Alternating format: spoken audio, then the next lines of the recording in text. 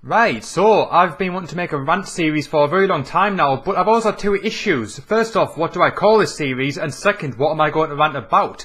Well, today is the perfect time to do it. I'm going to be calling this series What Grinds My Gears, and I don't care if it's a rip-off of this, because it suits it down to the ground, but what I'm going to be talking about in this episode is this guy.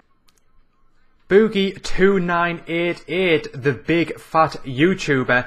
But it is not Boogie2988 that I have a problem with, it is the people that have labelled him the big fat YouTuber that I have a problem with. Now, for you people that don't know who Boogie2988 is, he is pretty much what I've just described. He is a YouTuber who is a very, very big guy. He is 400 or 500 pounds, I don't know his exact weight, but either way he is one big dude. And a lot of his videos recently have been about his weight and about his life as a fat person. How the stuff he goes through, the way he is judged, the way fat people in general are judged, and how fat people are generally seen as sort of lower life people and scum of the earth and don't deserve life, etc. There's been a lot of hateful comments going around the internet, and especially on his channel regarding all this. And now today, he put up a video titled something along the lines of, "Am I and Tess Holliday fat enablers?" And basically, a fat enabler is someone who encourages people to get fat. And a lot of the time, it can be husbands or wives who want their partners to be fatter and admire fat people and want them to be as big as they can get. Or they can be fat people who encourage people to join them and become the size that they are and live that sort of lifestyle. And I discovered Boogie2988 by watching, I came across his Draw My Life video. And if you haven't checked it out already, I advise you do so, because it really does open your eyes to his life and basically what he experienced. A lot of it does play a part in how he is the size that he is. And one thing he also says in his video is he never encourages people to become the size he is. He is an advocate for people becoming healthy and staying healthy, as much as he's an advocate for people accepting fat people, because it is a part of society.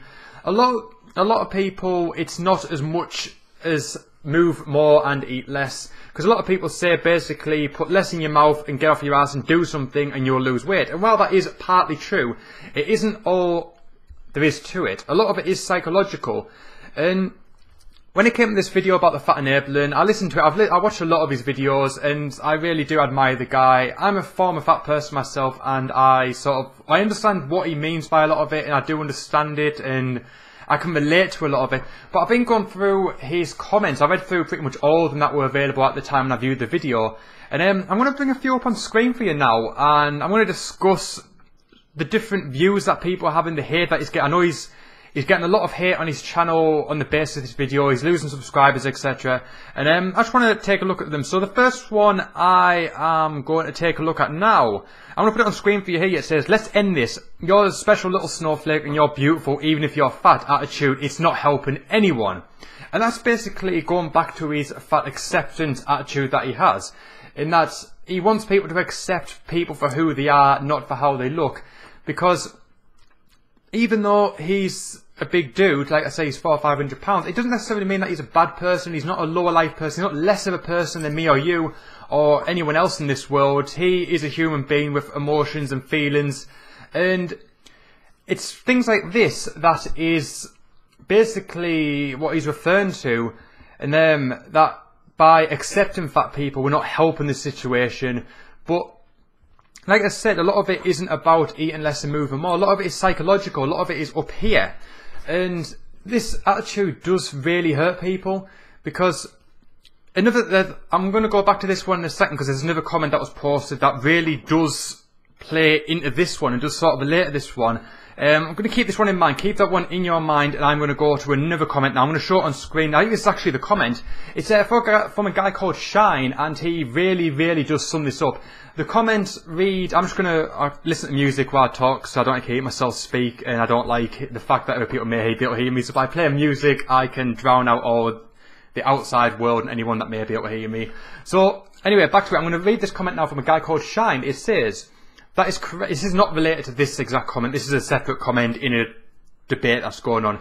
It says, this is correct, well that is correct, but many people bully or ridicule overweight people. In society, the people in the media that are highlighted to be our role models, in brackets celebrities and such, all mostly have a slim, muscular build for men or just a skinny build for women.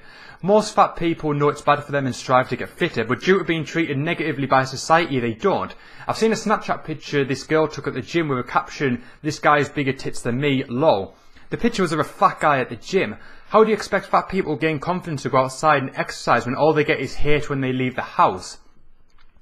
And right, that is very, very true. And this sort of goes back to the fat acceptance thing that Boogie2988 was referring to. Because this guy is in the gym, and like I said, I've been a fat person before. I wasn't as big as Boogie by any extent, but I'm estimating about 280 pounds-ish. I was about 20 stone, give or take, at my heaviest. And for someone to put on a pair of shorts and a t-shirt and go into a gym that's full of muscular and fit people and get sweaty and really work their ass off, it does take a lot to do that, trust me. It's one of those things that even though a lot of fat people, including Boogie, can hide the fact that of the emotions that they're feeling by being ridiculed, a lot of fat people learn to do it as a way to survive in this world. And the fact that you are posting Snapchats like these and ridiculing this person, he probably knew fine well you did that, and he might not show it, but when he goes home, what do you think he's going to do? What do you think this guy's going to do? Do you really think he is going to strive him to do more? Because if this guy can't even go to a gym, which is the place where you go to get fit and healthy, why is this guy in the gym? Ask yourself that. Why is this guy in the gym? He's in the gym to get fit and healthy and to no longer be fat and no longer be the person that you are ridiculing and mocking to your friends. But if you mock him and ridicule him, he's not going to feel like he's welcome there. He's not going to feel like this is a place where he can go. So what's he going to do? He's going to go home. He's going to sit on his ass, and more than likely he's going to comfort himself with food, and therefore he's going to stay fat and possibly get fatter than he was prior to this picture being taken. So by mocking this guy for wanting to change, this guy will probably not end up changing, and it doesn't help the whole situation as a whole. And that goes back to the fat appreciate, I can't remember what he's called, I can't remember what I just said, but basically he's an advocate for fat acceptance. That's the one. He wants people to accept being fat. And basically, if this girl in the gym accepted that this guy is a fat guy and he wanted to change himself and get better and let him get on with it, this guy will probably change his life around. But by ridiculing him and making him not feel welcome in that situation, he's not going to strive to get better. He is going to end up staying at home ashamed of himself and ashamed to leave the house. So with that in mind, I'm going to move on to the next comment now. I'm just going to try find it and bring it up. There's a guy here says people don't understand that being overweight isn't just about eating too much and exercise too little, which is very, very true. Like I said, it is part of the issue, but part of it, and a lot of it, is psychological. And a lot of it does relate back to certain events and tragedies that could go on in your life. If you watch Boogie's Draw My Life video, he does explain a lot of stuff that did attribute to his being overweight. The same thing, as a young child, I was overweight. I wasn't massive, but I was overweight. And a few things went on in my life that led me to comfort eat. And I may not have showed my emotions much. I don't generally show my emotions to people that often, but I could lay in bed and I could eat. I could put away 1,000 calories easily prior to going to sleep when I'm laid in bed. So I was comfort eating for whatever reason I was, and for the situations that I was going through and the stuff that happened to me and the losses that I had experienced in my personal life. So that attributed to that. So it's not always about just eating too much and exercise too little, because fair enough, I was eating a lot and that was obviously what was happening to me. I was eating too much and that was causing my weight. But it wasn't just about that was doing it. The psychological issues were making me do that, and that was something that it's a lot of people go through that, and a lot of people, especially the people that hate on the fat people, don't understand that there's a lot more to it.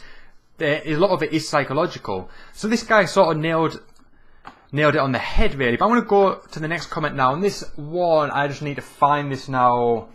I've got it somewhere. Here we go. Pro tip, just don't eat that much. How fucking hard can it be? Alright, Alec B says it's harder than you think, which I've just explained. And So I'm reading through the comments now, just trying to figure out which ones I am going to discuss. Right, this guy at the bottom, Hyper Golem, I think it's Golem, he says Boogie is what he is today because he turned to food because he was in a deep mental pain during his early years. He regrets nowadays doing the lifestyle decisions he did. And like I said, that relates back to his Draw My Life video that I first watched when I discovered who this guy was and ultimately became a fan. A lot of the stuff happened in his life that caused him to turn to food and close himself off to the world, and basically shut himself in and eating food and not doing a great deal, and that led to him becoming the size he is now. And he now regrets it, which is why he's saying although he wants people to accept it, he doesn't want to promote people being the way he is and living this lifestyle. He wants people to get better. And it also goes back to the psychological thing. Some psychological issues that he experienced caused him to become who he is, and that is why a lot of people are how they are.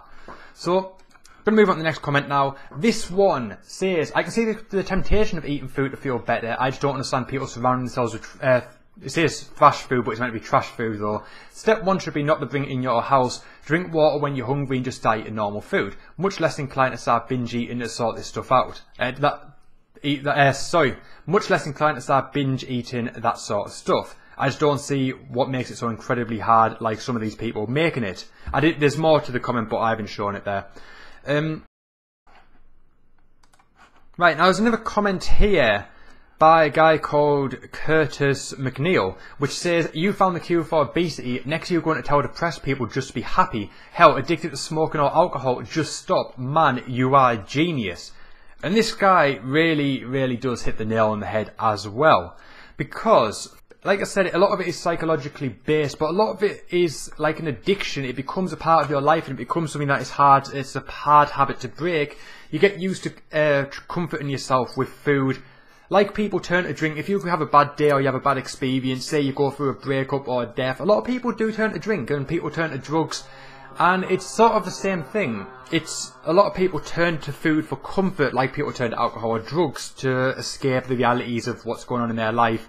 Although they're not being, how to put it, they're not sort of psychologically changing their mindset when you drink, when your state of mind changes. It doesn't do that with food, but it's sort of the same thing. They're using that as a way to escape the realities and comfort themselves and make themselves feel better in that situation.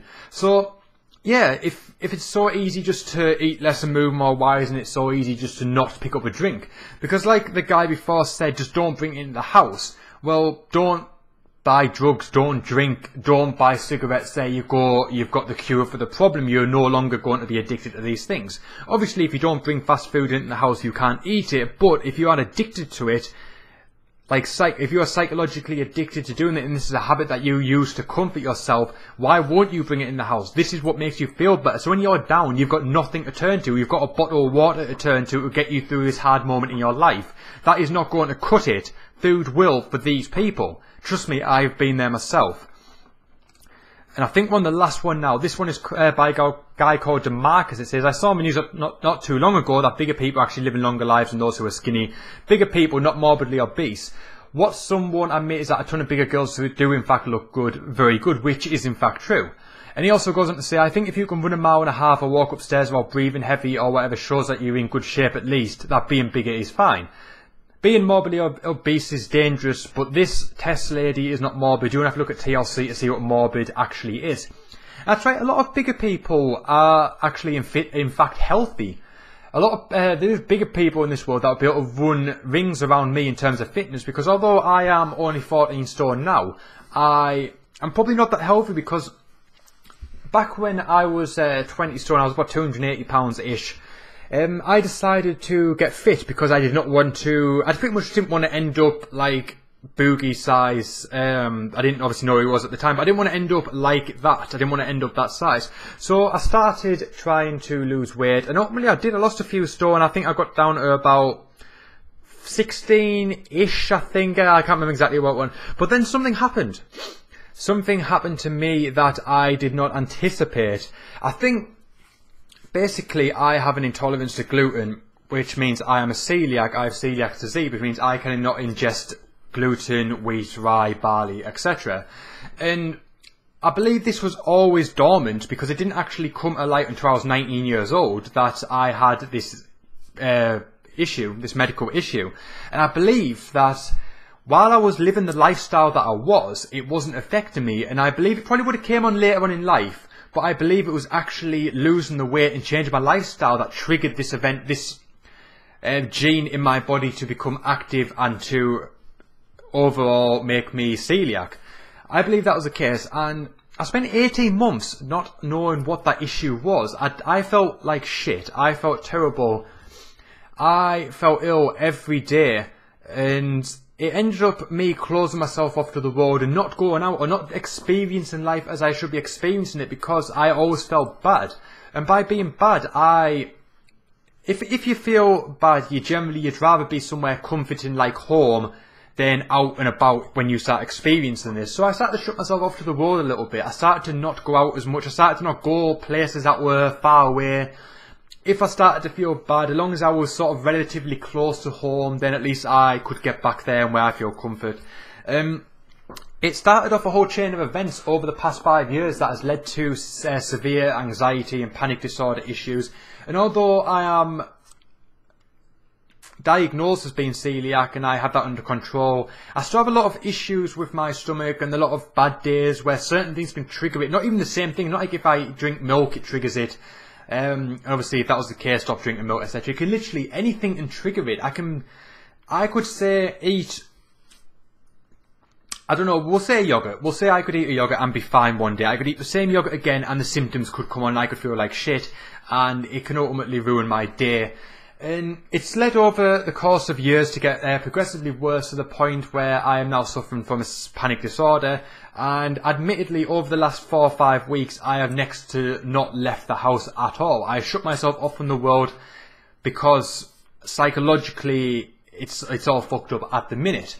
And basically, a lot of people, including Boogie, have gone through a similar sort of thing, which has led to them comfort, and they've shut themselves off from the world due to how they're being judged. People like you, if you are one of these people that make fun of fat people, make fun of Boogie and hate on him, you are one of these people that contribute to these panic disorders and social anxiety issues that are amongst people that end up turning to food to comfort themselves, because you are making them feel ashamed to be able to leave the house and live their life and live in the world and be a part of this world, because they're not being accepted by this world.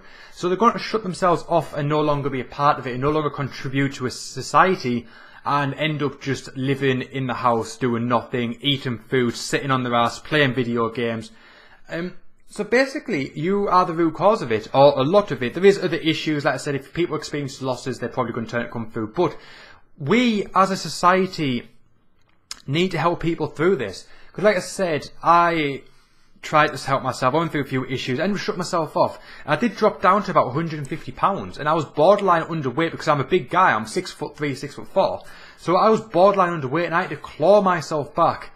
I'm up to about 14 stone now, because I knew that if I got seriously ill, if something happened to me, I did not have the extra body weight on myself to be able to lose the weight that will probably be associated with illness and be able to still be healthy. It will probably bring on a whole load of other issues. So over the last few years, I've been trying to get heavier and heavier. But by doing so, I've been binge eating a lot of junk food. And now I'm sort of going through the same sort of thing as comfort eating. I'm not comfort eating, but I've got a habit of eating a lot of junk food because I spent a long time trying to eat a lot of calorie full food, a lot of small things like biscuits and chocolate that isn't much in terms of quantity of food but provides a lot of calories. Now I've sort of got that comfort eating style mentality back in myself, and I know that I could eventually end up becoming the size I was again, which I don't want to do. But I know what I need to do to change, and I am aware of that. But a lot of people don't help the situation of the people that aren't helping themselves and are still doing the comfort eating. People need to accept what the issue is and how they're contributing to the fact that this isn't going to get any better. While you are hating on these people and hating fat people, making them feel like they are less of a person, they are not going to get better, and they are not going to start living healthier lives, because you're going to shut them off, you're going to isolate them from the rest of the world, and that's not good, guys. So in closing, if you hate on these people, you are not helping the situation, and by accepting people and supporting people to change and make themselves healthier and live healthier lives, you'll probably make them live happier lives, and the society as a whole will start to get better. But until you do that, you are not helping the situation, and the world is going to keep getting fatter, and the world is going to keep being a negative place, and you are going to make these people sadder, and ultimately you are probably going to be sad, because if you are doing this to people, you are probably not a very happy person to begin with, and by not supporting people, by not thinking positively and acting positively in your life, you are not making their life better, but you are not making your life better. And that's all I've got to say. This is the first episode of What Grinds My Gears. Finished now. I will see you next time.